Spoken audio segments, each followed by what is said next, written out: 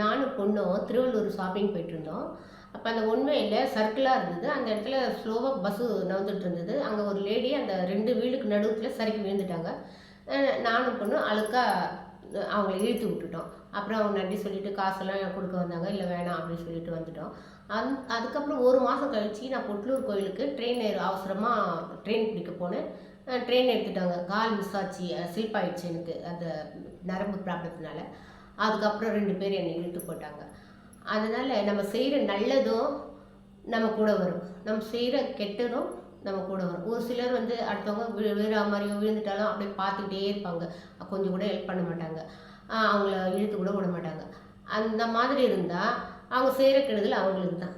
ஆனால் அவங்க நல்லதே செஞ்சால் நல்லது தான். அதுக்காக நான் உயிரை பணிய வச்சு நீங்கள் நல்லது பண்ணுன்னு சொல்லவில்லை. உங்களால் முடிஞ்ச அளவுக்கு அவங்கள ஒரு கை பிடிச்சி தூக்க முடியும்னா தூக்கி விடலாம், தப்பில்லை. அந்த மாதிரி நல்ல விஷயமே பண்ணுங்கள்.